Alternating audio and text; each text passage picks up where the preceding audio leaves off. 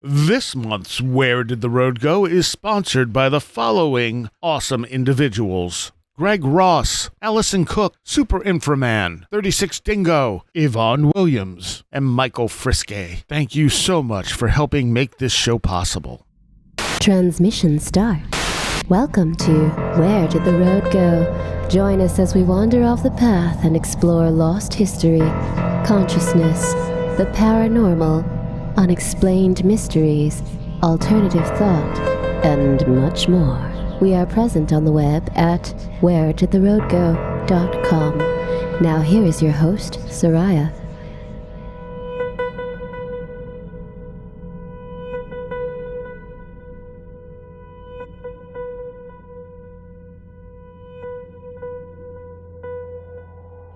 Welcome to this special edition of Where Did the Road Go? I'm going to start off real good there with Where Did the Road Go? This is the 13th anniversary of the show, and I always try to have someone special on for the anniversary, and this year, it's the return of Steph Young. Hello, Steph. Hello. Hello, Soraya. Hello, thank you for having me on. It has been a while since you've been on the show. And it has been a while, but I've still been busy. I've still written 3 books on the Afterlife, and I've got about 4 more that I'm doing. So I've been busy. I'm still working. Yep. And 3 on the Afterlife, and you wrote 1 on, what was the Woods book? Into the Woods? Yes. Yeah. So, yeah. And you have your Patreon. Yeah, I've got my Patreon. I still do my podcast. It's just Steph Young Unexplained.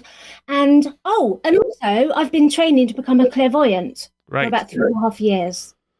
Yeah. So that's been very interesting. It's the hardest thing I've ever done. And the reason I say that is because I wasn't a natural clairvoyant or psychic, if you want to call it that, ever.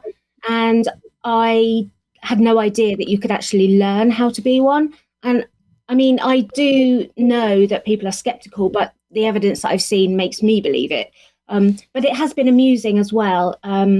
So the problem with learning it is that you have to literally go somewhere, stand up in front of a room full of strangers and try and get their dad or their mum or their granny to come through and give you a message. And it's the most gruesome experience. In fact, that's what one of my tutors says, because I hate public speaking. I don't mind it if I'm behind a screen, but in fact, it would be better to do it with a blindfold on, because then I couldn't see people looking at me because I'm so shy. And you stand there and you just have to hope that you see a spirit or a spirit comes through to you, but you don't know if they're going to tell you something embarrassing, or you don't know if they're even going to speak to you. And then you have to try and work out who they are. So, for example, I joined a place called the Spiritual Association of Great Britain, which actually Arthur Conan Doyle's writing chair is there, because he used to be a member. And I joined what's called a closed circle. So that means that, it means that you have to be invited in. Mm.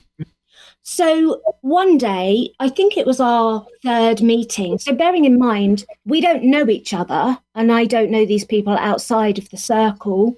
And we had to take it in turns and just stand up, try and get a spirit to come and give a message. So I see in my mind's eye, not literally in the room, but in my mind's eye, I see this little grey-haired tubby man who is running in and out of a kitchen carrying plates. So I'm thinking, okay, he works in a restaurant, and I can feel his personality, and he likes to make the customers laugh and jokes around with them. And I know, because I've actually asked for a spirit to come who belongs to the family of my teacher, which is a bit of a risk. But I did it to challenge myself. So I'm seeing this little man running in and out of the kitchen. It feels like he's somewhere hot in a foreign country. And then the next thing, I see this scene of him sitting in a tiny room with his feet up, but he's wearing a dress, a long woman's dress, and he's got makeup on. So I'm thinking, well, I know this is somebody for my teacher. So I describe all of this, but I think, how can I tell her? Because she goes, after I've given all the information before the dress bit, she said, oh yeah, that's my uncle. And I think, well, how can I tell her that her uncle was a transvestite? If she doesn't know, maybe it was a secret and the whole family didn't know. Anyway, you're taught to just say what you're seeing. So Right. I did. And she goes, oh yeah, he was a drag queen on a cruise ship. He was a waiter in the daytime and a drag queen in the nighttime. So it makes perfect sense. But I'm dreading, thinking, I can't tell her that her uncle used to wear dresses secretly. And another occasion, for example, I belong to another group and we work in this wood cabin. So we were doing a whole day of mediumship and we had this game going, almost like speed dating, but you're speed reading. So you sit opposite someone that you don't know for about a minute and you just have to give them messages from spirit. So I sit opposite this girl and immediately I see a red car going down a street with seagulls above and I can smell the sea air. But I think this is in London. So this house, it was a tenement, terrace type house, and it's probably in the Docklands. So I'm giving this information and I can see two children in the back, a blonde-haired woman driving. I can see they pull up to this house and the roof of the house has got a portal style window, which is quite unusual. So I'm giving all this information and the person is saying, yep. So they're taking what I'm saying as correct. But then I just see a giant flapping fish, a huge flapping fish. And I think, well, okay, I'm just imagining this. I can't say that, can I? Because that sounds ridiculous. But I do. And then she says, yeah. Oh, before that, I'd seen an elderly couple. So I'm taking it that that's her grandparents. So when I tell her about this fish, she says, oh, yeah, it's a family joke. We were allergic to fish and our grandparents used to chase us around the house with fish and pretend that they were going to cook them, and poison us for tea. So, but you see these things and you think, I can't repeat that because you think you're just imagining it. When I was going to another group, we were given some homework to do and it was the only time that we were going to meet. And I forgot to do my homework. So I'm getting the train into London and I'm sitting there on the train because the task for the homework was think of somebody in this circle. We've only met the first time last week. So I picture one of the people and the task is get a spirit to come through to you with information for this person, so a member of their family. So I'm sitting on the train on the way and I've got about 20 minutes to do my homework. I'm thinking, what am I going to do? So I start to meditate and then I see this little old lady who I, for some reason, know is Irish. I can see that she lived in inner London in a terraced, quite high block. She was a cleaner. I can tell that because she's showing me cleaning. She did that as a job. I can see she's not a baby girl in her arms and I feel that she lost that baby girl. And I can see two little boys who are her children. So I give all this information, but I write it all down in my notebook. And when I go to the circle, I have to stand up. But then I'm thinking, well, what if his mum's dead? What if I just made that whole scenario up in my head on the train? What if she's not even dead? How humiliating am I going to be? And then suddenly this man appears as well. I can see this man and I know that it's his brother. But I think, what if he doesn't have a brother? What if his brother isn't dead? But I give all the information. I can see what football team he supports. I can see what car he drove. I can tell that he worked on London Transport. All of these things. But my stomach is in a knot the whole time because I think, I did it the other day actually. I went to another circle and I said to the teacher, who was a man, I said, I feel like I've got your mother with me. And he goes, well, no, I just left her at home watching TV. It turned out to be his aunt. But that's how embarrassing it is, and I absolutely hate it. I hate it. I've got to go this week and I'm already dreading it. I've got a knot in my stomach. So another example, in another, I've just moved home, but I used to live right by a golf course. So during the day, I'd been driving over this golf course 3 or 4 times, going out places. And then in the evening, I go to my group. And again, bearing in mind, I know these people because it's a closed group. So it's always the same people, but I don't know anything about their private lives. And we don't meet outside of it. So it's my turn to stand up. And I immediately see this golf course that I have just driven over all day. And I see a man playing golf. But the problem is, I believe, or I know, that this golfer belongs to the girl sitting opposite me. I know that it's her father. But the problem is, what if it's just my imagination? Because I've spent the whole day driving past golfers. But we've been trained, whatever you see in your mind, and some people don't see, some people hear or feel, and I feel well. But so I stand up and I say, okay, I feel like this is your dad's fantasy, because the way I do it, I can see them. So it's like a movie. I can see her dad playing golf. And I apologize and I say, I'm so sorry. I know that this is your dad, but I don't think this is right, because I spent the whole day driving over the golf course. So if I say anymore, she says, my dad was a champion golfer and his ashes are buried on the golf course that you drove talking about. So it's correct. I think I'm just making it all up. But then he changes outfit. Now, if anybody ever used to watch a children's program called Mr. Ben, so there's a children's program. 1 minute he's wearing one outfit, then it changes to he could be a fireman, then he might be a policeman. Well, this is what happened with the spirit. So he's standing there as a golfer, but the next thing I see, he's wearing a policeman's uniform. So I think, I'm imagining that. But I say, was he a policeman once? And she goes, yes, he used to be a policeman. Then he changes outfit again. He's wearing a really posh suit. He's got a very expensive silver watch on. And I can see that this is a foreign place. And to me, I feel it's the Middle East. And when I keep saying I feel, you get this knowing because they drop the information into your mind. So you know things, even though you don't know how you know it. So I know that he's in the Middle East. I see or feel that he is really successful. So he's gone from being a policeman to a really successful businessman. But what are the odds of that? So I think that's highly unusual, but I still have to say it. And she says, yes, the watch that you're seeing was given to him by Arabs, and he was the first person to import the drink Vimto. I don't know if you have Vimto in the States. Vimto is a bit like Ribena in the UK. So he was the person that brought that. It's a very popular soft drink that's sold everywhere. So he was really well off. So you see all of these things and you believe it's your imagination. And the worst thing, of course, is to get it wrong. And the minute somebody that you're giving a message to says, no, that's not my dad, your confidence drops through the floor and you think, oh my gosh, I've just made everything up. I'm useless. I'm rubbish at this. And you want to give up. And I had a experience the other day. I'd given a message in a group, but I took a risk. I asked for a spirit to come through for a certain person. And that is risky because you can get it wrong. So that's why when you go to spiritualist churches, they don't say, I've got your dad here. They'll give it to the whole audience and then somebody will pick it up. So I'd gone to this place and I was giving a message. And again, this turned out, I felt, to be for my teacher. This is a different group.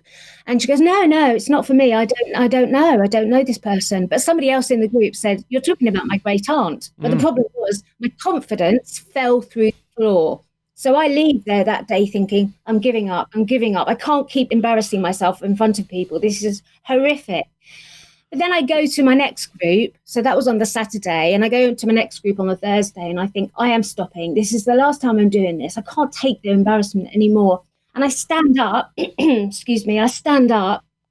And again, I'm seeing a policeman. So the scene shifts. He shows me that he's actually a teacher. So I see him as a teacher, but he's constantly in the woods. So I get the impression he likes being in the woods, but I also know that he killed himself in the woods. So I'm getting really confused. Why is he always in the woods, but he also killed himself in the woods? So I can see all of this going on. And then I see that he changed from being a teacher to working in the police force. And I know that he killed himself because of the stress of being a copper. But I think I'm making it all up, because I've had such a bad experience the week before. But I describe all of this, and a woman in the group puts her hand up and says, yes, I used to work with him when I was a teacher. I didn't know this woman was a teacher. And she says to me, the reason he was in the woods was because between transitioning from being a teacher, he then set up his own company doing adventure activities with kids in the woods. Then he gave that up and became a policeman. So the problem is that you see all of it and you think you are making up stories, because when you're watching it all happen like a movie, you could make all of that up. You could make a story up right now in your mind. Sure. You know? The other day, I won't give many more examples, but the other day And again, my confidence is at rock bottom because I keep thinking I'm just not good enough, because I go to these places and other people can give messages that last half an hour. Sometimes mine lasts for a minute. And I think, why am I not better? Why am I not better than this? So I'd gone again to another group. And again, I don't know anybody in the group. And I see this when we're all sitting down, we spend 5 minutes meditating, and then we each take turns, stand up, give the message that we've got. And while I'm sitting down, I see this quite handsome, dark-haired man, and he's in a swimming pool. And you know when you rest your arms on the edge of the pool.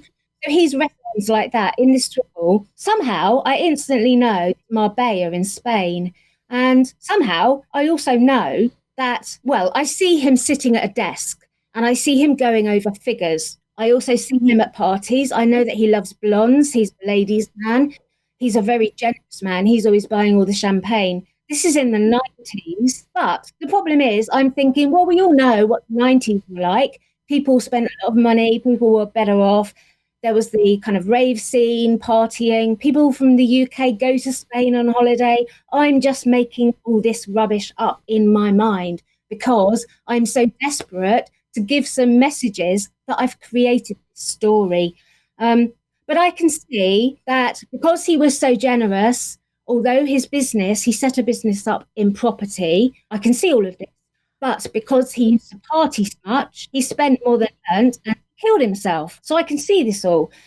So I think I'm going to have to give all this information. It's probably something I've just made up in my mind. And this is the problem. Every single time I get somebody and I get the information, I think I've just made it up. So I stand up and I give it all. And the woman in the group said, yeah, that's Pete. And she goes, do you know what was on his gravestone? There's no party without Pete. You've summed it up completely. So it was all right, but I've got a knot in my stomach with dread, thinking this is the most embarrassing thing I've ever done. I've made all this up in my mind, but it wasn't, but I never quite trust it, you know? Yeah. So it's excruciating. It's the hardest thing I've ever done. And you'll get spirits that stand there and it's like a Mexican standoff. And you're saying, tell me what your job was. Tell me who you belong to in this group. Are you their dad? And you just get nothing back. You just get nothing back and you think, oh my God, I can't keep doing this. Oh, yeah. From my experience, I don't actually think I've ever talked directly to a spirit. I just pick up information. Yeah. And I know that feeling of, am I just making this up? Yes. And like sometimes I'm so sure that I will actually say something, but a lot of times I keep it to myself and see how things play out because I know something's going to happen or I know something is, it's usually something coming more than like information about somebody. But sometimes it's information about somebody that I don't know yet or don't know that information about them yet. So, but yeah, that thing of always being like, I'm always doubting it. Yeah. Even though it's usually correct. Well, it is, but also the difficulty is that you're shown an image.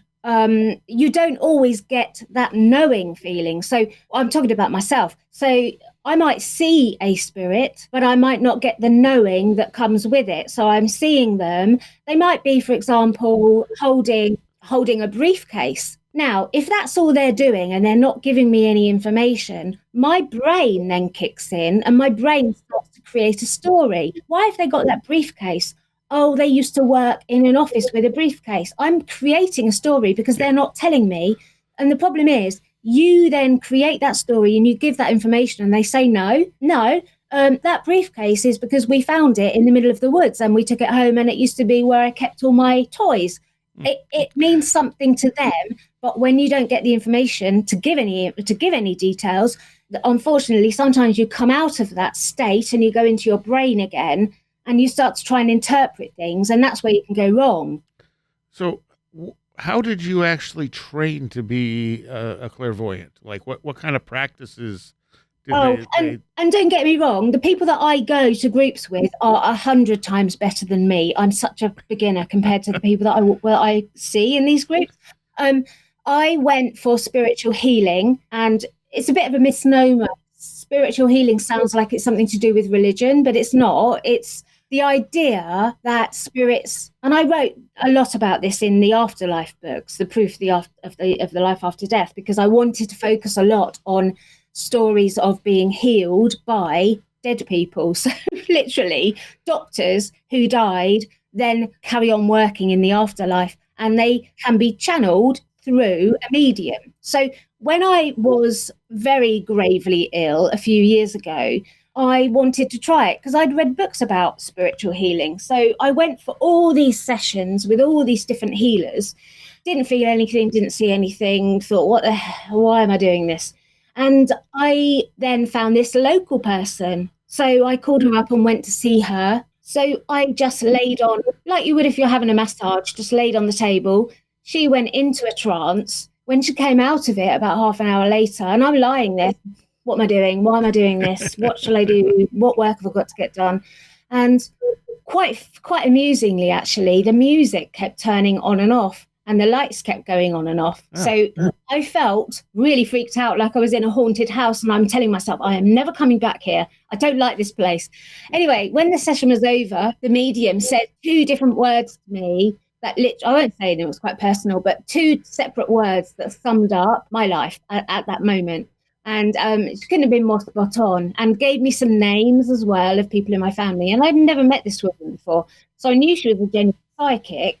She ran a development circle, and she said, when she told me about it, actually, I said, can I join? And she goes, well, give us some time. We need to work out if you're going to be on the kind of level that we want you to be, if your energy kind of suits the people, because it's a closed circle and we need the energy to be right in the room. Well, anyway, she did let me in. And the first way she trained me was actually in my next session of spiritual healing. And she said to me, because I'd lost both my parents and my grief was so overwhelming, I was really struggling with it. And she said to me, use your mind and imagine your parents are right there with you. Well, that sounds ridiculous, because of course you can imagine them. Of course you can create an image of your parents in your mind. However, so I'd spent a few minutes just sort of trying to slow myself down before I did that, almost meditating, but I was later taught how to do that better. So I see my mum and dad, but they are almost like cartoon characters, in that if you were watching Roadrunner or something, you know how vibrant it is and how up close the figures can get. If you're watching a cartoon on a big screen, it's almost like they're suddenly in your face, right up close. That's what happened. And it was so overwhelming, it made me jump back. It was like, oh my gosh, that's a bit extreme. So it was really overwhelming. So, and it wasn't me just imagining them. It was as if they were these cartoon characters right up close to my face. But the energy that came with it as well was something I'd never felt before. So it was really unexpected. I didn't really put anything into it. And then she accepted me into her development group, where we spend about 20 minutes just meditating. Then you split up into 2s and you're given a task, get a spirit to come through for the person you're sitting with.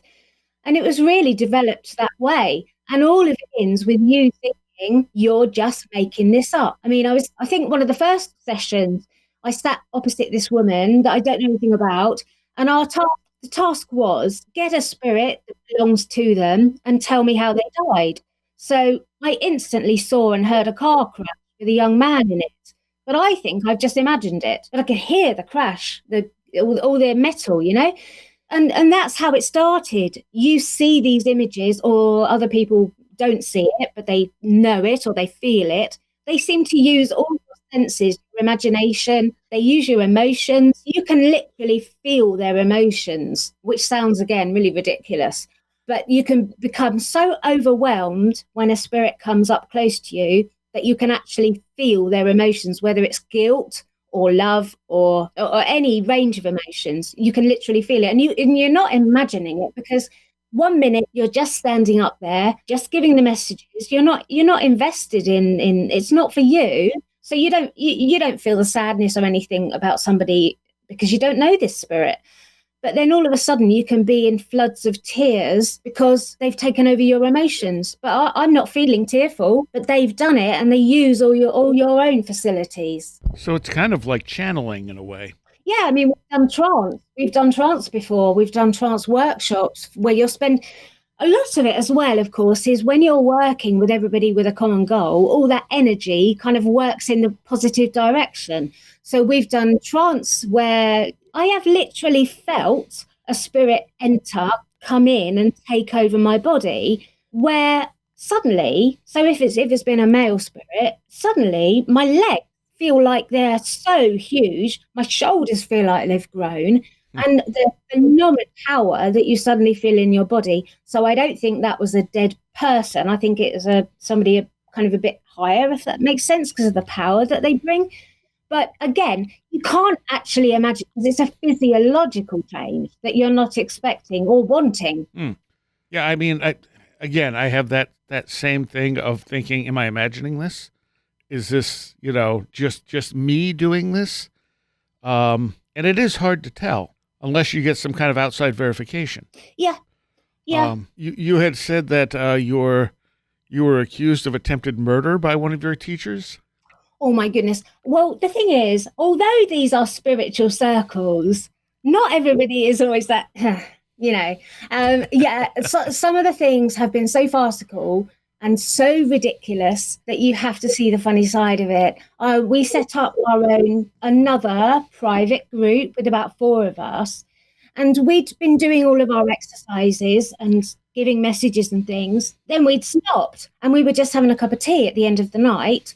And suddenly the teacher in the group, I mean, she is a phenomenal medium, but she suddenly went into trance and she suddenly started talking as if she was the spirit, which you can do in trance. They can take over your voice, but it was a bit, well, we didn't know she was going to do it. So she starts saying that she's Bob the Builder or something, and she's a man, and she's saying about how she used to hit her wife with a frying pan and things. And we're thinking, that's not that funny.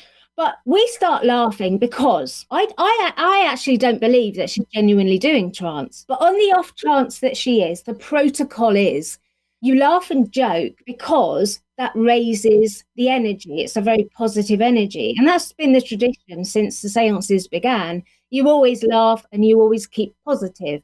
But I'm thinking, I don't really think she's in trance. So anyway, that was fine. She stopped in the end, and then we went home. Then the next week we meet, and she suddenly says to me, "You nearly killed me last week." And I think, I don't think I did. And she says, because I was in a trance, and when you were all laughing, the ectoplasm shot back into my body and it could have burnt me to death. And I'm thinking, well, I don't think they use ectoplasm anymore. And I didn't see any ectoplasm in the room. And I really think I wasn't convinced you were genuinely in trance, but we were laughing to keep the energy up because that's what we always do. So yeah, I was accused of literally attempting to murder her by laughing.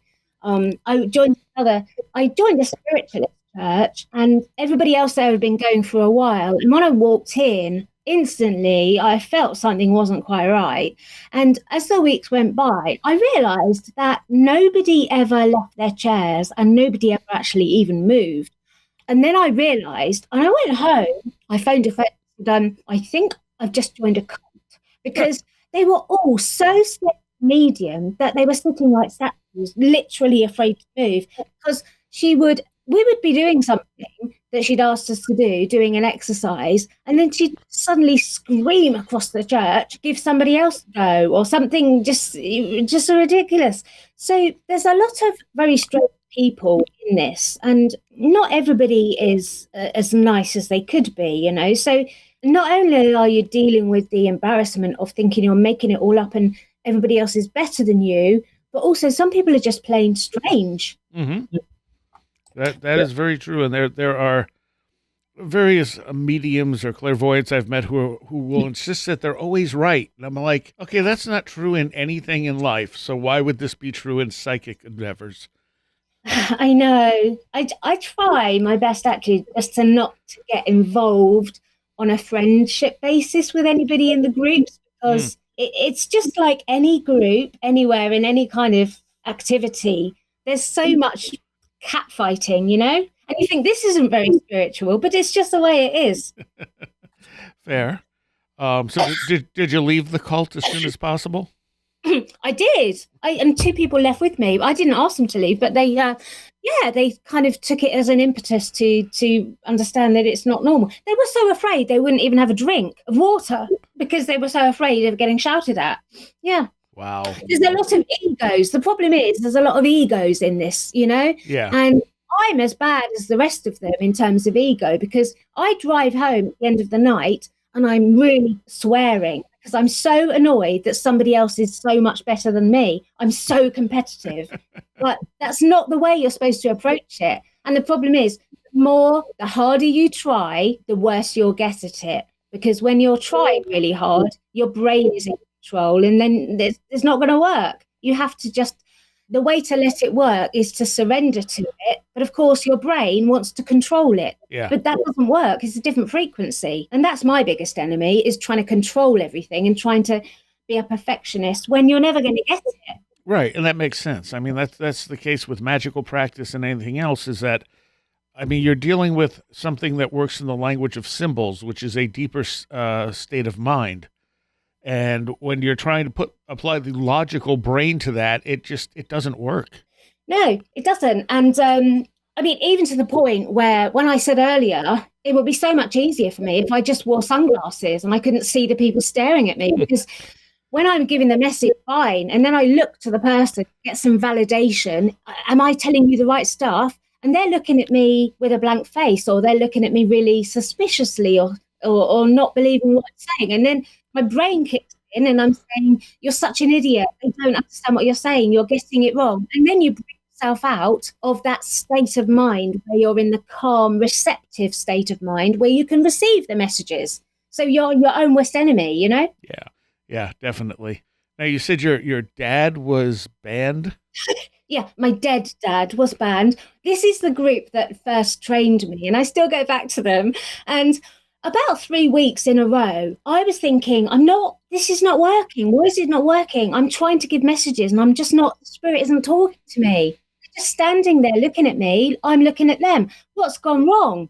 And I said to the teacher about 3 weeks into it, I said, Gary, I don't understand why am I not able to give messages again at the moment. He goes, well, that's what banned your dad.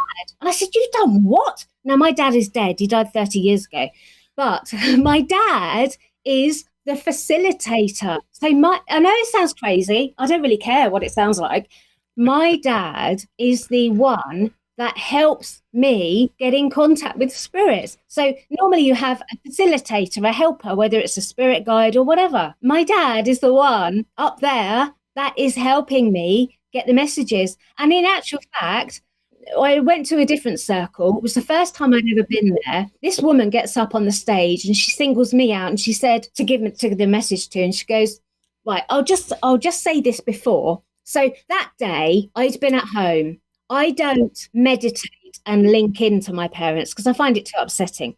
But I said out loud, I said, Dad, I'm going to this new circle tonight. Please help me. Please bring the spirits through because I don't want to look like an idiot. So I go to this circle. First time I've been there, a woman gets on stage and points to me and she goes, I've got your dad here. He's saying to me, yes, he will continue to help you. Yes, he will bring the spirits through for you, but you've got to do the work yourself as well. And my dad was a lecturer, so it's exactly the kind of thing he would say. You've got to do the work yourself. And so I know, and I've been told by multiple mediums in multiple examples that my dad is literally at the circle every time I'm there. So going back to my teacher, Gary, he said, well, it's because I've banned your dad. He goes, he's always here. Every time I look around, he's standing there in the room. He's getting in the way. He's interrupting. He's interfering with things. I said, you can't ban my dad. You cannot do that. And then I even phoned him up a day later when I was ranting at him. I said, how dare you ban my father? Who do you think you are? It's like, if anybody else was listening to the conversation, it's like, you're talking about your dead father being banned from a group. He's dead. I know, but he's helping me. And then after that, he let him back in. Every time I go there now, he goes, your dad's there. Because I don't see him. Oh, well, actually, very early on in my development, So I'm working with this girl in this same place, with the same teacher. And I start giving a message and I'm saying, I've got this bloke, he's standing in the distance, he's holding a golf club, and he's wearing brown corduroy trousers. He's got grey, slightly wavy hair. And she goes, no, I don't know who that is. And I'm going, well, is it not your dad or your uncle or your granddad? She's going, no, it's not him. My teacher, Gary, walks over and goes, that's your dad. That's your dad. And then ever since then, we laugh about these corduroy brown trousers. He did always wear corduroy brown trousers in the 80s. So I know that he goes, but I don't necessarily see him. But because it was that I was developing and I was beginning, I didn't realise it was my dad. He was standing in the distance. I didn't realise it was him. Now I've seen a lot more up close. No. For anybody that doesn't do any of this sort of stuff, it sounds like the ranting of somebody who's got schizophrenia or mental illness. I know that, and I'm as skeptical as the next person. I am skeptical. We did a table tipping the other week, and I'm thinking, well, this is ridiculous. Of course, the table's not going to move. Somebody's going to cheat and put their hands underneath it and make it move. We had the lights on. I saw that table do things that in physics terms shouldn't be possible. So it was leaning at angles with one leg on the floor, leaning at an angle, not being supported by anything. Nobody was touching it. Or it was lifting the floor, kind of pirouetting and then skipping across the floor. Our hands were on the top of the table. The lights were on. So I've also been to other table tipping or Ouija board things where I've seen people cheat. I've seen people doing it. So you do get cheats in this, and I'm still skeptical of everything. That's why I still have this doubt of what I'm seeing or saying, because I still don't quite believe it, you know? And there's always, the thing is, people can be very clever with some of this stuff. That's where you get some of these street magicians like David Blaine or something who can walk up to you on the street and pull off some really impressive stuff that seems like it's paranormal, but it's really just magic. It's sleight of hand magic. Sleight of hand, yeah. Well, the first Afterlife book I wrote about 3 years ago, I spent at least 4 years going through all the old accounts. You know, people like Houdini would write books and expose the fraudsters when they first started doing all the cabinet and seance work. Yeah. That book took me probably 5 years to write because I had to weed out every single one that to me seemed fraudulent. And I had to read all the reports of all the scientists and all the doctors, all the lawyers who attended all these old seances to find the genuine ones, which would be 1 in 100 because there was so much fraud going on. I've seen people, we did an evening where we had, it's called a trumpet. It's like a cone-shaped object. And in the old days, they supposedly, you know, a spirit would pick up that trumpet and use it to amplify their voice, whether true or not. So we were trying to get the trumpet thing to move by just having it sitting on the table, building our energies up, so to speak.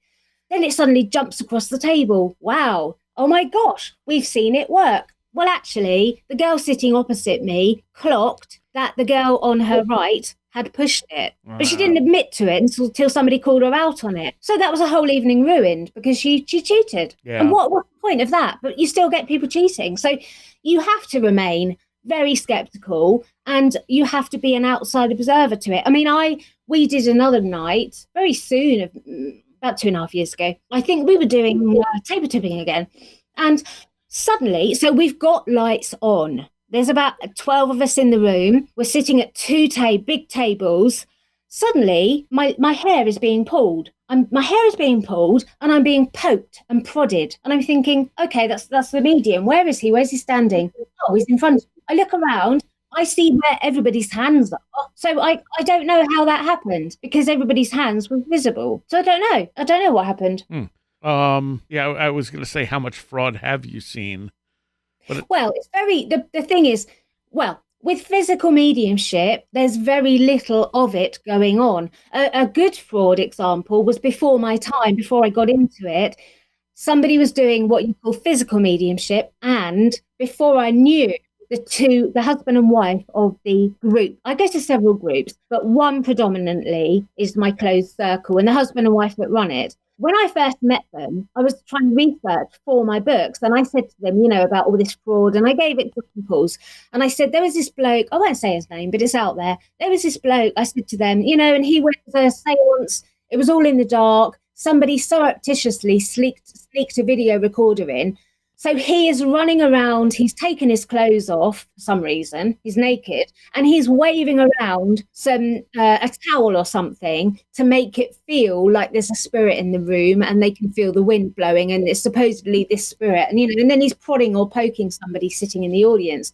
I didn't realise that my two teachers were actually there at that seance, and they knew, because they're very good, they knew before they were in somehow that there was going to be fraud. But he was exposed because, of course, you're not supposed to take a camera in there or a video player, but somebody caught him doing it. So it can still happen. In terms of the clairvoyance, giving messages, it's very hard to fake that, because if the person you're giving the message to says, no, that's not my dad, no, you're wrong, you can't argue with it. So it's very, very difficult to be a fraud when you're standing up in front of strangers who say, no, you're wrong. There was a time, I get no's. I hate it when I get a no. I was in a group. Again, I didn't know the people. I knew that this person that I could see in spirit was the person I was sitting next to's mother. So I'm giving all this information. The problem was I got the hair colour wrong. I said she had blonde hair. Turns out she had red hair. I always get the hair colour wrong. And I've almost learned now to try and make myself not lead my message with what colour hair they've got, because I can get it wrong. It's not a perfect, clear image. So I can't tell you what colour eyes they've got.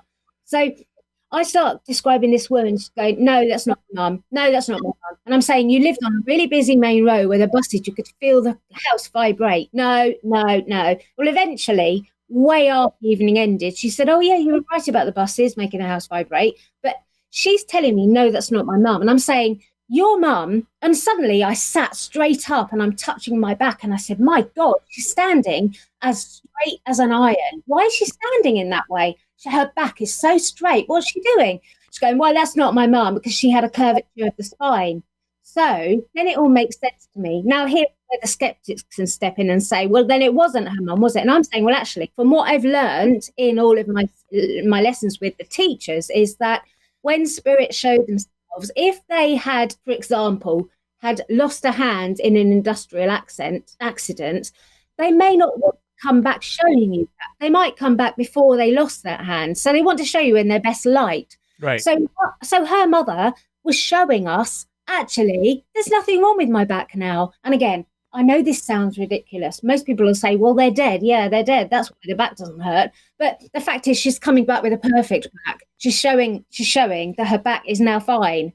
And again, I know that sounds ridiculous, but that's what they do. Sometimes they'll come back. I had a cousin who lost a thumb in a motorbike accident. He came through in one of the sessions to instantly know that I could recognise him that way. But other spirits don't want to come and show you their last dying moments. Right. They want to show you when they were young and vibrant. So they'll come that way. Yes, and I've heard that plenty over the years. Mm. That you're not seeing the image of the person when they died. You're seeing them in their prime usually. Yeah, because they don't want to really relive that.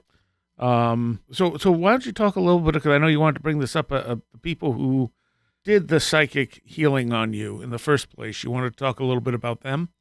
Oh, okay. So I was going to all these so-called spiritual healers when I was very gravely ill, because I was willing to do anything. So I'd gone to lots of places. There's a very famous healing sanctuary, Harry Edwards Healing Sanctuary, beautiful, beautiful country mansion. I'd gone there quite a few times. I'd looked everybody up on the internet. I was having healing sessions, even over the computer, via Zoom, I'd have it. Because also I wanted to do the research for my book. So I'm thinking I've got nothing to lose. But every time I'd gone for these healing sessions, I didn't really feel anything. I'm just lying there on the treatment bed thinking, what am I doing here? This was before I'd actually started meditating and doing clairvoyance. So I think, why am I bothering? Anyway, I found a new healer, looked on the internet, about an hour's drive from me, deep in the heart of the countryside. So I think, fine, I'll go. So I book an appointment and I drive there, and it's in the middle of a forest, and I haven't told anybody where I'm going, and I suddenly feel quite remote and I'm quite cut off, and I think, I don't even know these people. I've told no one where I'm going. Nobody will ever find me if they kidnap me. But I pulled into the drive, and before I can change my mind and turn around, the door opened. It's the wife, and I can't go away now. So I wave, and they let me in. It's a beautiful, very run down, because of course they're not wealthy, but it's a beautiful country house, and there's loads of ancient artifacts, Egyptian artifacts, really old books and things, and it's a really atmospheric place. But I think, why have I come here? So anyway, because I've no idea what they're actually going to do. And we start talking, and I find them very, very down to earth, very easy conversation. And they ask me about me, and I say, well, I'm doing research for a book, and I'm writing about spiritual healers, and we get talking. And in actual fact, I think I mentioned that story to them about the guy that took his clothes off, running around a seance, trying to pretend that it's a spirit, poking people. And I say, there are a lot of frauds in this field, and that's why the book has taken me so long, because I'm trying to weed it all out. And they say, oh, yeah, we know about this. And they told me a particular story about another healer. They said, please don't repeat this. But what they told me about this other fake healer that I'd already discovered was fake kind of validated to me that they didn't have their head in the clouds, and they were as skeptical as other people. So that was quite a relief, that they were willing to talk about the skeptics in the field. Another thing was, they didn't get their name out there. They didn't want any publicity. They didn't want to be known by people. They just liked their own quiet life. So they take me into the lounge. They've got a treatment bed, again, what's it called? I don't know. Oh, Soraya, the bed that you go on when you have a massage bed. Oh, okay. So a big lounge, all these ancient books and artifacts, and they've got this bed in the middle. So they say, get up on the bed, just lie down, close your eyes, just think of nothing. They've got these two beautiful German shepherds. The German shepherds are under the table, just lying there peacefully. They put some, maybe I think it was Indian drumming music on, or Native American. And I just lie there, and the husband and wife just sort of put their hands over, not on, various parts of my body. And that working with energy, auric, etheric energy. So I think, well, how long does it take me to get home? Which route shall I take home? What work have I got to get done when I get home? I'm really not invested in this at all, and I just can't wait for it to be over, because it's really hard to relax in a room with strangers lying down. And so anyway, I'm lying there thinking this, and then probably about minutes into this, I suddenly jump, because I feel this horrific, sharp pain, and it's not on the surface of my body, it's deep inside my body, and it just so happens to be in the area of my illness. I think, what the hell? So I open my eyes thinking, okay, so I know they call this psychic surgery, but they're seriously not cutting me with a knife, are they? This is what it feels like. I open my eyes thinking maybe they've got some fork or something and they've stuck it in me. I'm looking for blood. They're not actually standing anywhere near this part of my body that's got the illness. And the woman is standing at my feet. Quite often in energy work, you work with the feet. Mm-hmm. And the husband, I'll call him A, because he's now died. I'll call him A, is standing on the other side of my body. So, but nowhere near. And his hands are fully occupied in doing what he's doing. But what I can see above this area where that sharp pain was is almost like an X-ray. So I see this very long, bony arm and bony hand, bony fingers. I don't see flesh. I don't see a person. This disembodied skeletal arm and fingers, just like you would see if you're looking at an X-ray. And I close my eyes because I think I've imagined it, open my eyes back, look all around the room, check my eyesight is okay, and it's still there. So I don't know what to do about this. So I just close my eyes again because I think this is just insane. When I get up after they finished, and I don't feel that pain again, when I get up after they finished, I said, did you see something above me? They go, no. I say, okay. So I drive all the way home and I think, I've imagined this. I have just imagined this. But the problem is, I could imagine seeing something, but I couldn't make up jumping from that shock of that pain deep inside. It wasn't on the surface of my skin, and there were no marks on my skin. I couldn't make up feeling that sharp pain. It was almost like it was a claw clawing at me, or a scalpel. No, I've never had that since or before, but I know what I felt, and I know it sounds ridiculous, but I can't understand it, how it happened, but it happened. Unfortunately, they've now passed away. Well, no, sorry, the husband has now passed away. He was such a beautiful man, but very down to earth, very skeptical himself. I didn't ask for it either. Didn't even want to be doing this. He used to work in a legal profession, and he used to have a client a lady client would phone him up to do with the bits that they were dealing with. She was always so rude, and he thought, do you know what? I've had enough of her rudeness. So one day when she was rude on the phone, he said this to her. He said, I've had enough of you. She replied, oh, I can see that you're us, aren't you? And he thought, what do you mean? So she goes, I want you to go to, she gave an address of this residential house in a suburban street. He goes, go to that house in 2 days' time. So he went, and he found out it was a circle, like the circles I go to. So he started being trained in being a clairvoyant. When he was in this circle, the wife, I think she was the teacher, said to him, you need to go to a community centre in this part of London and see my husband there. So he turned up because he was curious. And the husband was running a community healing group where anybody local could just walk in. And the healer said to the husband, who's just gone along, said to him, well, don't just stand there, put your hands on these people. So A is standing there with these people sitting in chairs, just putting his hand on their backs, thinking, well, I don't know what I'm doing. Then the healer says, oh, by the way, I'm retiring today, so you're taking over the clinic. And A is thinking, well, I've no idea what to do. What do you mean I can take over? But he had no choice. So the healer is saying to him, just put your hands on the back of these people.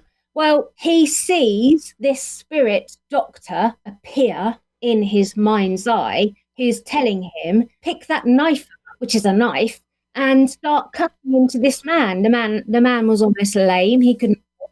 So A is thinking, I'm going mad. Why am I imagining this? But the voice, the man, and the knife just won't go away. So eventually he goes through the motions, picks up this pretend knife that he could see, and starts cutting this man's leg. The man's sister can't feel a thing, which was different to my experience.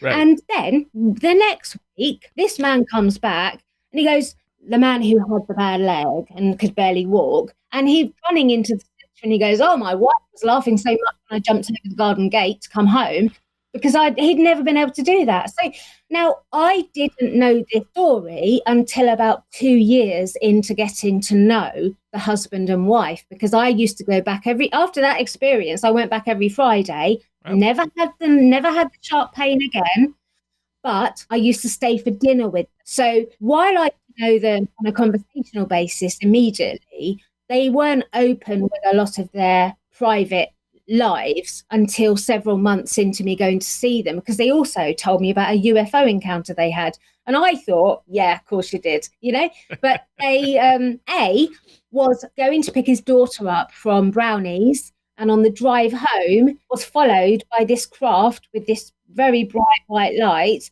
that followed them all the way home and just stood up above their house for an hour or two.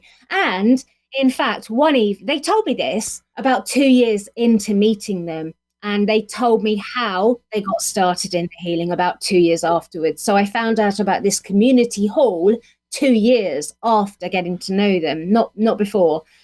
And they told me about the UFO. And one Friday night, I was there for dinner, and their son was there, who's a chef, works in London. I'd never met him before. And he talked about the UFO story as well, that he'd experienced it, because he was at home when A was driving home with his sister from the Brownie. And I said to him, well, weren't you terrified?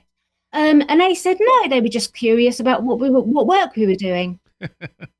Yeah. All right. Well, we got to take a quick break, and we'll be right back. Mid-show break here. This one's a little different.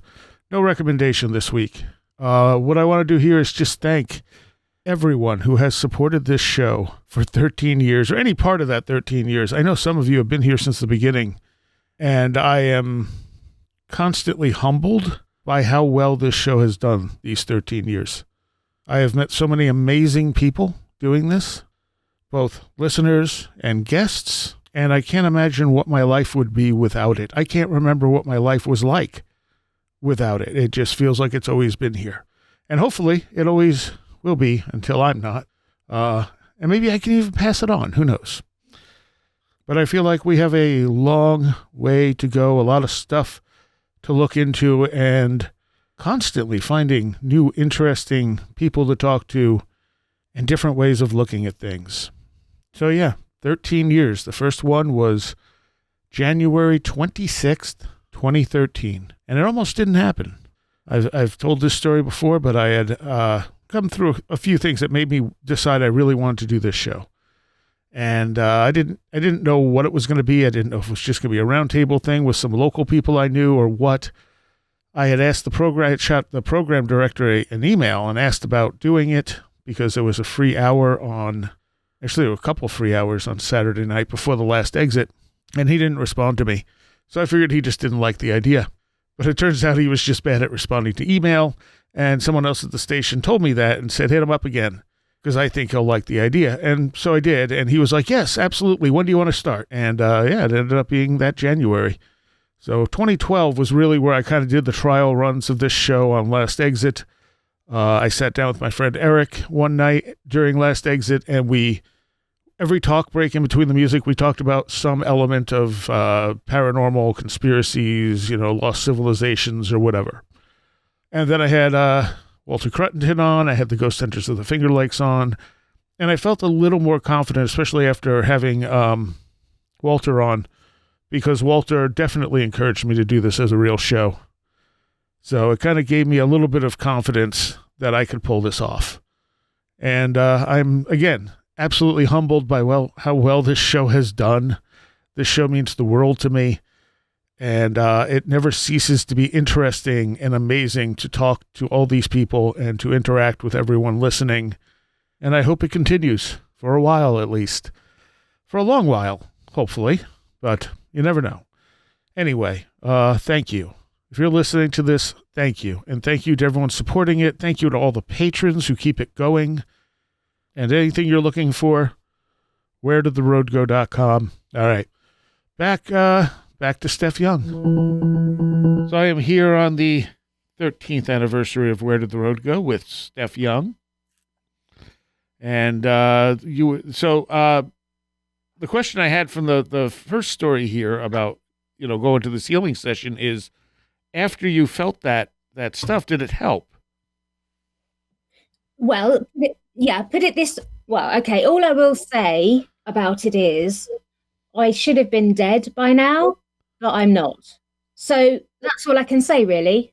Okay. Let other people, I mean, if I don't care what other people think, and I don't care if people think it's a ridiculous story. I can't help what I felt and what I saw. And so, yeah, I should have been dead. Unfortunately, he himself died about a year and a half ago. I knew he was going to, actually. So that's a tragedy that he's passed on. But what, was he older? Yes, he was in his 80s. Okay. Mm. That's generally a good run. Yeah, I think he'll be doing work where he is. So, yeah. It's interesting that you started out writing books about near-death experiences and have come full circle to now writing about, like, the afterlife. Never thought of it that way, actually. Yeah, I'd always had that interest. I'd always believed, but never had any evidence myself, never had any proof of it myself.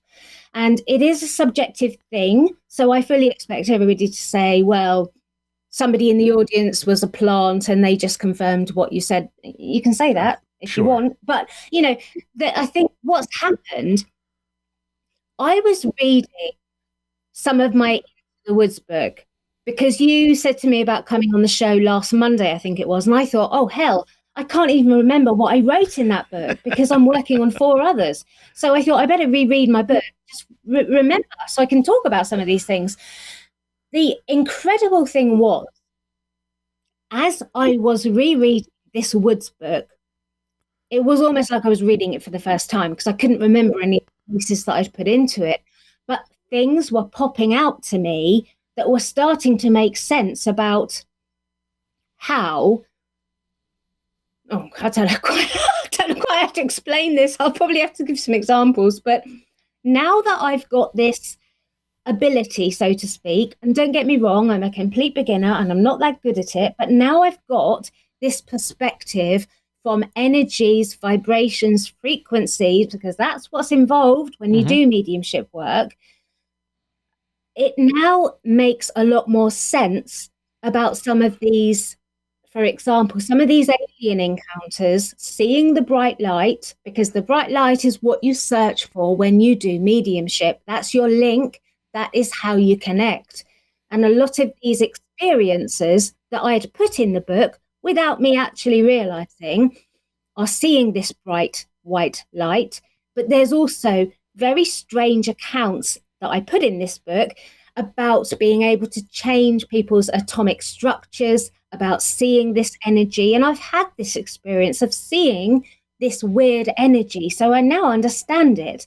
So a lot of things were making ability to put things together in a more metaphysical way that I would never have been able to do before. So in the book, I'd written about this case by a lady called Jane Nelms. And the reason it stuck out to me when I was rereading it was because she had these alien encounter experiences and saw something very much like what I'd seen with the two healers when I saw the X-ray hand and fingers. So she was living, where was she? She was British, but moved to the UK. Her father was an intelligence officer for the British Aircraft Corporation and apparently received a knighthood. So she kept a diary of all her encounters, which she said began in 1973, when a brilliant white light suddenly appeared in her bedroom window. And as she pulled the curtain or the drape aside, all of a sudden there were 5 beings all around her and she couldn't move. She tried to grab a handrail, but they took her, so to speak.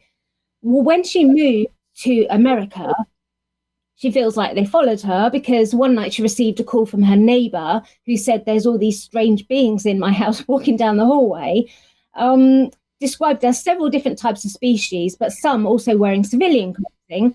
But what struck me was that she said another alien, that Jane went over to the house to help her neighbor. And she said she saw an alien in a fetal position as it tumbled through the window, almost like an X-ray. And I'm thinking, oh my goodness, so I saw that X-ray thing.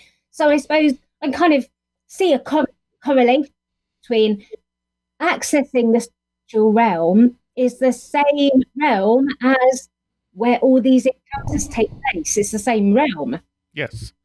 There was a case in the book as well, John Foster, who'd come out about his experiences. He was an engineer.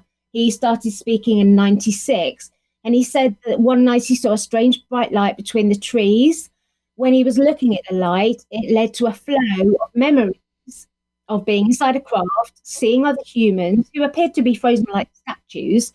He was given lessons on mankind, something about Indians and buffaloes. Then a woman appears telling him she'd fixed herself up so she wouldn't traumatize him and told him she was an educator.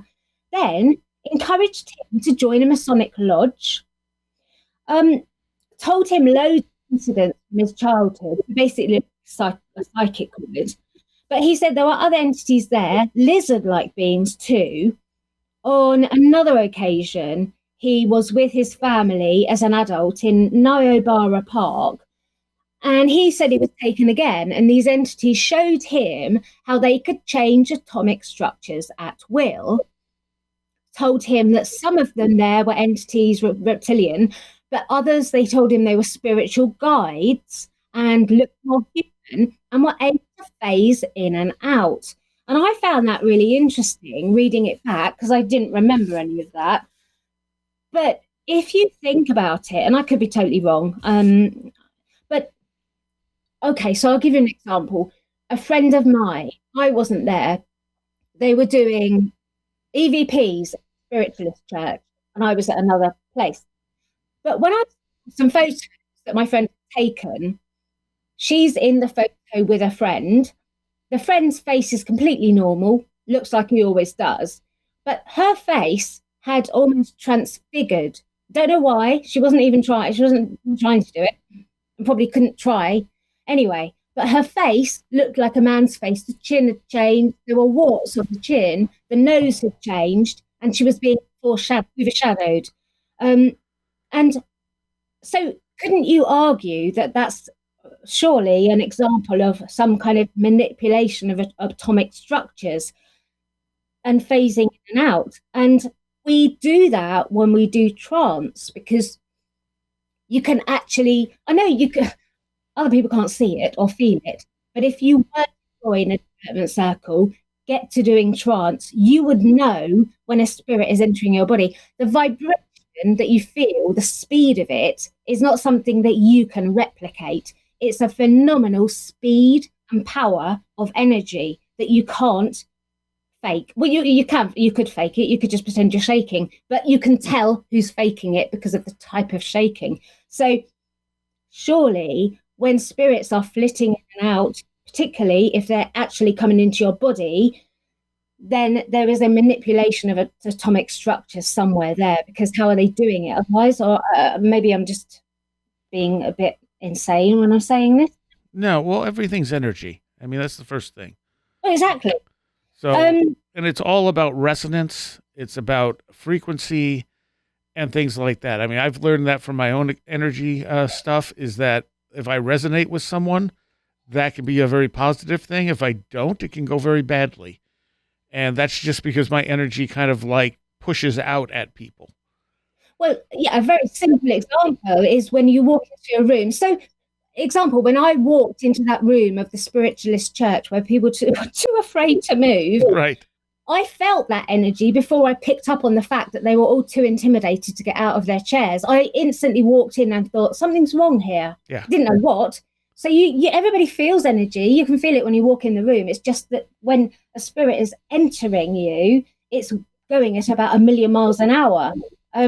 I'll give another example as well. And again, you can say, well, yeah, of course it happened. I did the Reiki Master's course. I did it in Covent Garden in London, which is the centre of London. It's a retail district. The actual place where I was doing it was in a basement of a crystal shop that sells crystals. So we'd spent the day there doing Reiki Master initiation. I'm very skeptical, always have been, of Reiki. So I'm sitting there in the room as the teacher is talking about it all. And I'm thinking, right, so some guy in Japan came up with these symbols and decided that these symbols have power. So if we put them into these people's bodies, they'll be able to do healing. This is ridiculous and nonsense. What the hell am I doing here? But I'd paid for it. And I was challenging myself to get qualifications and things as well. So I'll do it, but I don't believe a word of it. I do not believe it. This is nonsense. Anyway, we have a break of 3/4 of the way through the day. We've done all the talking. We're going to do some practical healing work now. So they're putting up the healing beds, and I go out up onto the surface, up onto the ground level where all the shops are, and I'm having a vape for a break. So I'm just watching the world. There's lots of people shopping, walking past. But I look across the road, it's a very narrow road, it's pedestrian, and I look at the shop name, because I'm wondering what their shop is called, what they're selling. And I can't read the shop name, because all of a sudden, all I can see is this vibrating energy. I can't read the name of the shop. So I look at the road sign. I can't read the road sign because I can't see it. My vision has been taken over with this fluctuating energy that feels like it's going 1,000,000 miles an hour. And I look at the people walking past me. I can't see their faces anymore. I can just see this pixelated energy. So I'm suddenly thinking, I've just had a medical episode. Something has happened to me. I've lost my sight. How the hell am I going to get the train home? What has happened to me? I'm starting to panic and I don't know what to do, because every face I look at, I can't see anymore. I can just see this massively fluctuating energy. And when I was trying to describe it to a friend a few days later, I said, you know, when the old black and white TVs and the programming would ending and you would just be left with this white silvery lines going across the TV screen. That's exactly what I was seeing. So almost like the electrical interference when there's no actual channel, just your TV is just still switched on. Don't get it these days, but you would get it when we didn't have Sky and all these other satellite stuff. Right. Like that. So anyway, I think, well, what am I going to do? How the hell am I going to get home? So I think, well, the only thing I can do is go back down into the room and ask the teacher. So I go back down the stairs. By the time I've come back down the stairs, my vision has returned to normal. So I think, well, what? I don't understand this. So I just say to her, well, I said, has anybody ever said to you about this when they've been doing Reiki? She goes, no. So I feel really embarrassed and stupid. So I just shut up, Well, I now see it, but I tell you what, the only places I actually see it now are in a church. So I do still go to church. I go there because I don't believe all the stuff in the Bible. I don't believe all the stuff we're supposed to do in the church, but it's like a form of meditation for me. It's good for my soul. So I go there for my own reason. And I can see that energy in the church, funnily enough, and I can see it sometimes in spiritual churches. I went to a place called the Arthur Findlay College, which is like Harry Potter's school. It's a big old country mansion in Essex where they do training courses. And I went for the day. It was an awful day because all the mediums in the class were really experienced platform mediums, and I'm a beginner, so I'm totally out of my depth. But when I went at lunchtime, two of the girls said to me, we're going to go to the healing sanctuary to get a healing session in.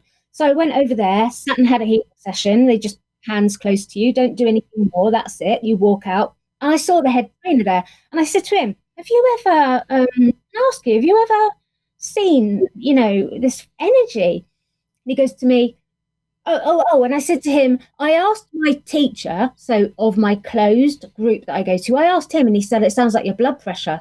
It sounds like you just had and I said, I've never had a problem with my blood pressure. It wasn't that. But anyway, he dismissed it. I went and asked the head trainer at the Arthur Findlay College, and he said, and I said, I asked my teacher, and he said, no, it's blood pressure. The trainer goes, well, you're never better than your teacher. And I said, I wasn't saying that. I was asking you to help me understand what this energy is. I was asking for your help. And he just said, you're never better than your teacher. And then he said, do you want to be a healer with us? And it was all very weird. But the only person I've ever heard had the same thing, I'm not saying I'm special, I'm saying I just don't understand why not everyone does it, was a healer who did some healing sessions on me a few years ago, and then he released a book, and I read his second book, and he mentioned seeing that energy. So relieved that somebody else could actually see it, because that phrase, the old phrase about that chair over there is not literally there, right? And yes, it is. That chair is there. It's a chair. It's a solid chair. I can see it, but the theory that it's just vibrating energy. You're just vibrating energy. And I'm looking at the chair thinking, it's a chair. It's a solid chair. But now I understand it. Now I understand all this stuff about energy and frequency and vibration, only because of the experiences. I'm not saying to believe it. I'm not saying I'm special. I'm just saying this is what I've experienced. Take it or leave it. Right.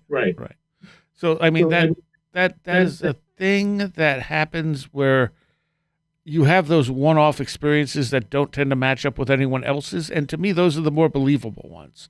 The ones I start doubting are the ones that sound too typical, too, not where they don't sound crazy. It's like, this fits almost like the storyline format that you would see in a movie or something. Right. And I'll give you an example, actually, because my husband and wife teachers about a month ago said to me when I turned up, they said, you do writing and radio shows. They don't really know much about it, but they said, you do that. I said, well, I do, yeah. And they said, are you interested in UFOs, aliens and things? I said, well, yeah, a little bit. I mean, I've never been a die-hard fan or enthusiast of alien stuff. I've never looked into the nuts and bolts of it all. I just like interesting stories about it. Anyway, so they went upstairs, came back downstairs and said, would you be interested in this? And I've got it here. They gave me a printed out copy of a typed up So it was typed up on an old word processor type thing and printed out. So they were in America, this husband and wife, my tutors. They were visiting the husband's sister who lives in Texas.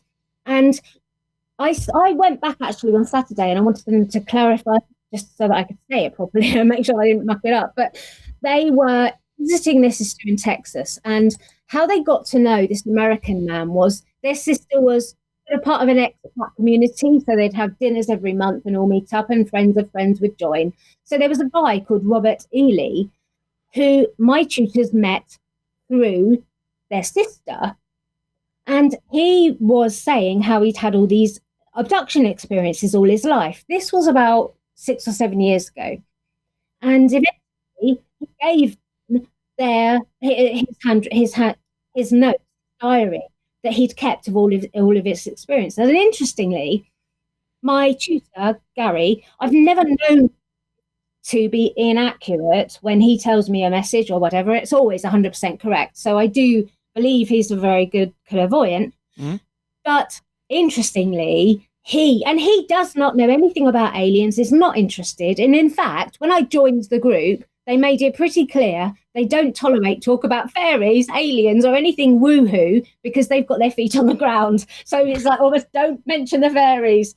So he was sitting with Robert, and before Robert said anything about his experiences, Gary could see an implant in his arm. Now, I've never really believed in all this implant stuff, but Gary could see it psychically. He said it was like, I asked him on Saturday, he said it was like the end of a ballpoint pen. You know, a ballpoint pen's got that little blue end. Yeah. Yeah, it was like that, about that size, a black thing. And I asked him again on Saturday, I said, are you sure? He goes, I could see it. I could see it. This diary that I've got is very interesting because he's had lots of experiences, this guy, Robert. In fact, he contacted 3 different hypnotherapists and none regressed him. Good. He was in touch with somebody, I don't know if you've heard of him, Philip Imbrugno. I don't quite know how you say the surname. I know I've come across that name before. He was a researcher, I think, into paranormal stuff. Yeah. So for some reason his wife is mentioned as one of the hypnotherapists. He never got a resolution. Wait, did he get hypnotized? Who? This guy. No, but they tried with Phil Imbrogno, I think it is. Right, yeah. They tried with his wife and 2 other clinical psychologists, hypnotherapists. Nobody could actually get him to regress or be hypnotized. Good. No, it wasn't possible. Good. And they all said he's got a block. Well, the problem is hypnosis creates false memories. Right. It doesn't recover memories. So every time someone gets hypnotized, they're getting further from what really happened to them. Oh, okay. Well, then if anything, it's good because he wasn't able to be hypnotized. Right. So hopefully that adds credence. But the reason I'm talking about it is, number one, they gave me the diary because they said he really wanted this story out there and he's dead now. But they know his family. So that's why they gave me his diary, because they said, if you write about that sort of stuff. But what's interesting about his encounters is he's not just having... So every encounter, basically... Oh, right. My point was... Sorry if I'm jumping around. My point in raising him was, you had said to me something about... When I picked his diary up, the first page I read, he's picked up a copy of Whitley Strieber's book and is saying... That's what the alien that came through my bedroom looked like. So I'm immediately thinking, great, he's read a UFO alien book and now he's just replicating what he's read. Right. Because the diagram he's drawn pictures, and one of them, he's going, this is what it looked like, exactly like Whitley Strieber's. However, as you read the diary, you realise he picked that book up because he's seen the cover and he's going, oh my God, that's what I saw. So he's reading that book to try and make sense of it. In his book, he's not just having UFO alien type experiences. Every night, practically, he's being woken up, but he's seeing the face of a woman. The wall. He's going, she's got red hair. She looks a little bit like Marilyn Monroe, that kind of style hairstyle. Then he's seeing a deer running through the woods. Projected image. 2 days later, he's driving around and he sees exactly the same scene that he saw when he woke up in reality. So he's having almost like a clairvoyant does, where you're seeing the spirit. He's having these brought to him, as well as little greys or somebody in a black wetsuit standing there. He's having, it's almost like, they've opened him up with his third eye and he's seeing all sorts of things. So paranormal, spiritual, alien. Right. And the thing that's interesting about communion is that Strieber has gone on record saying that is not the entity he saw. This was. I've never read his book, actually. Oh, really? It's definitely worth reading. Communion and Transformation, at least. But yeah, he said that was an artist's rendition, but it looks nothing like the entity he saw. But other people have related to it, which is interesting. But when you're talking about like aliens and clairvoyance and stuff, all this stuff I think comes from the same place. It manifests from the same place to us. Because I don't think aliens are extraterrestrial. I think there's something that has been here with us the whole time. You get them in shamanic visions. You see them on cave paintings and stuff like that were made by shamans. You get them in psychedelic trips. They're just something that is it's a placeholder in our brains that we use for something that we don't understand. Strieber also pointed out, and Strieber, his wife, actually noticed that a lot of encounters they were getting involved dead people along with the aliens. Oh, right. Yes. Right. That makes sense then. Yeah. In the John Foster case that I was talking about, the engineer, that's why it really struck me, because so in his encounters when he was being taken, he was being given messages. He said, like, on one occasion, I would hear a voice, sounded like it was coming from a loudspeaker, telling me to gather around for eternal knowledge.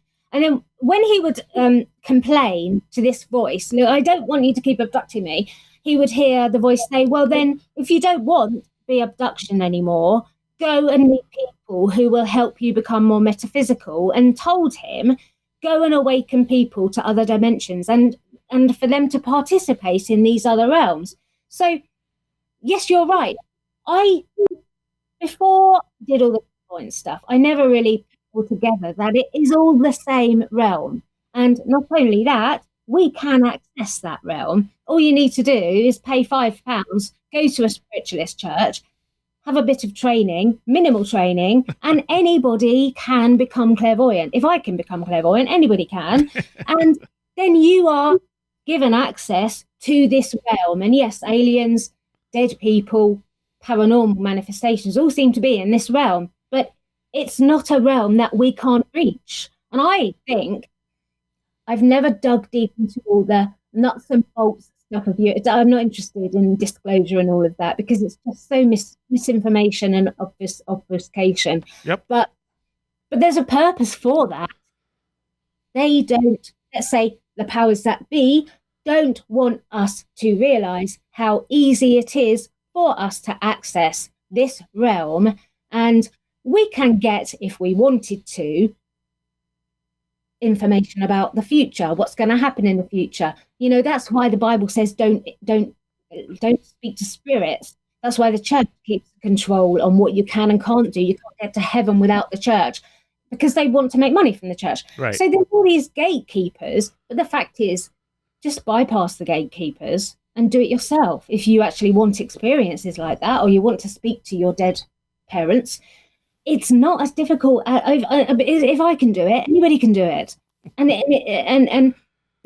the reason I think there's so much confusion, and they deliberately confuse the victims so that when they tell their stories, it sounds like madness or ramblings, schizophrenic, and they chuck all of these images and things to add the confusion. However, at the same time, it is very confusing. Like I said to you, when I see a spirit, I can't necessarily tell you what colour eyes. I can't see everything. I don't get all the information. It's like a guessing game. Even when you're really good at it, it's not clear. It's the hardest thing I've ever tried to understand or do. And it doesn't get any easier, ever. But it's the same realm, I think. The other thing that governments do is that they use UFOs to cover black projects, things like that, and they've used them to like that, like the most one of the more famous ones. I can't. It's Serpco messages or whatever. They were getting released by this whistleblower, but they were actually communications to spies with detailed information in them, and so some of them were misspelled. And the guy who was posting them, that they were releasing them to, who thought they were real, messages about this UFO project, was correcting them. And the person releasing them was like, "Stop correcting them. They have to be printed the way they are," because it was a code to spies. That's quite clever. Yes.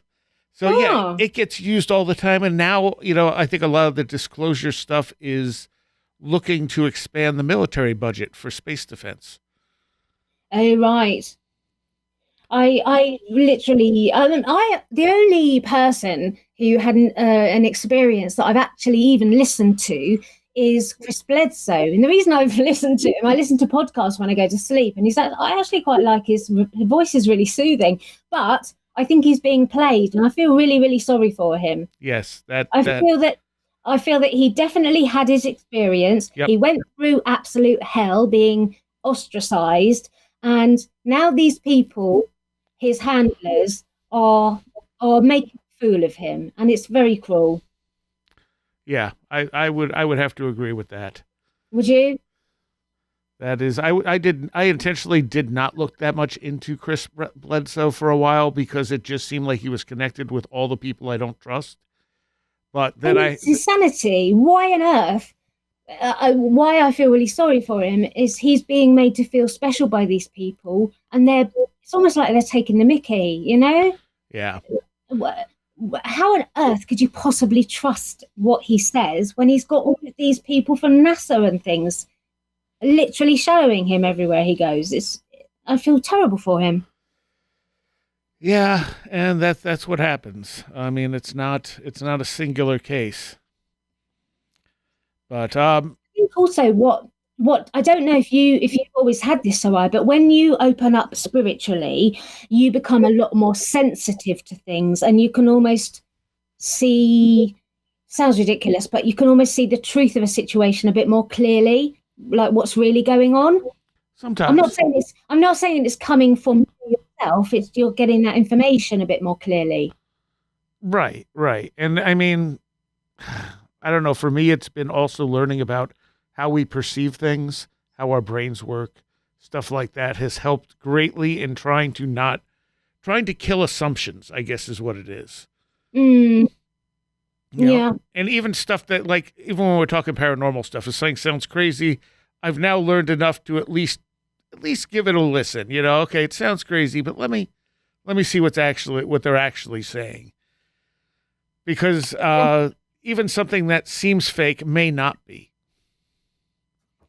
And stuff that doesn't seem fake could be fake. We just don't know. Yeah. Very difficult to know. But we are out of time. Oh my gosh. Continue this in a Patreon, but tell people, I mean, so there's the podcast, and that is called what? If you just Google Steph Young Unexplained, it will bring up all the different iTunes, Spotify, Amazon, Podbay, whatever you listen to on. If you just Google that, it will bring it up. Okay. And yeah. And the Patreon? Oh, I think it's Steph Young Patreon.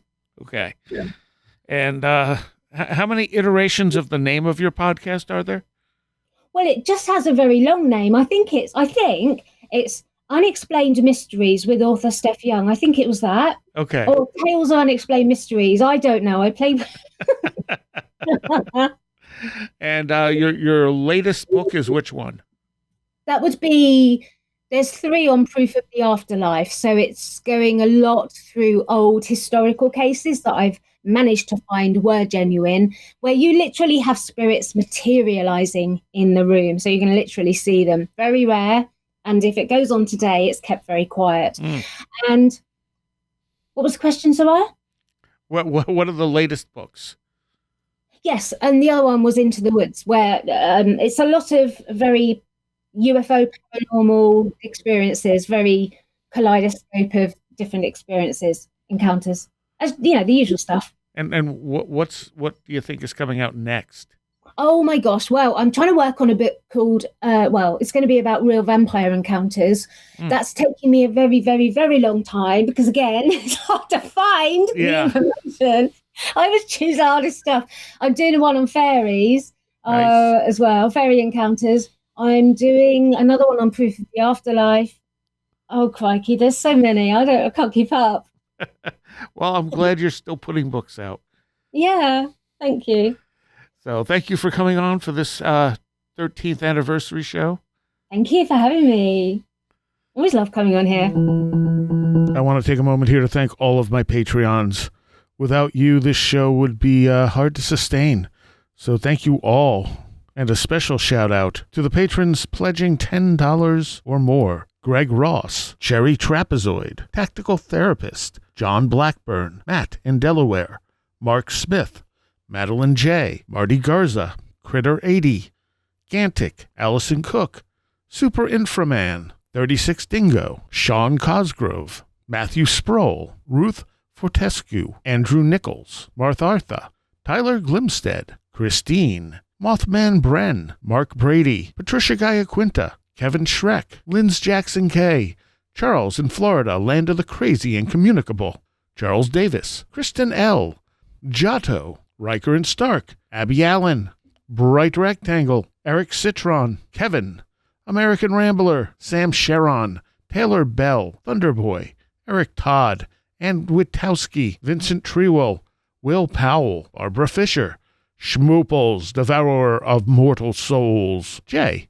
MTK, History and Coffee, Heather Wigton, Diane B., Beverly Williamson, Zach Thompson, Tom, Early Ritual, Jim and Sophie, Jonathan Frost, Victoria, John Bracken, Paul Jeffries, Janet's Planet, Ron Dupre, Laser Printer Jam, Perry Peters, Varosh K., MJ Armstrong, Jack Huntington, Lauren McLean, Stacy Sherwood, James Lindsay, Billuminati, Strange Stories with the Seeker and Skeptic podcast, Mark Shoemaker, Ron Dupre, Will Cherry, Seed Person, The Ghost Story Guys, Liam Huddock, Harold, Annabelle Smith, Caroline Walker, TDT Skunkworks, Craig Sagastumi, Colin Karras, Matthew Brown, and Paul Guile Simpson. Thank you all so very, very much. All right, there is a Patreon episode, of course, with Steph that I think is pretty long, if I remember right. As well, I've also now been on her podcast. I don't know if that one's public or not. I know it's up in her Patreon.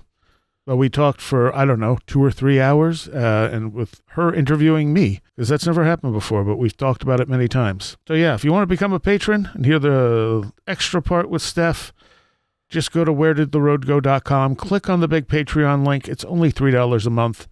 You get well worth your money for becoming a patron. You get the shows a couple weeks early, you get them commercial free, you get extra content with almost every show, and you get bonus stuff on top of that. So it's well worth it, and thank you to everyone who has been supporting me all these years. You're all awesome, and I'll see you next time. You have been listening to Where Did the Road Go? This show is made possible in part from our Patreons, and we thank you and everyone listening for helping us continue this exploration of the strange. You can always find everything Where Did the Road Go related at www.wheredidtheroadgo.com. And thank you so much for your support.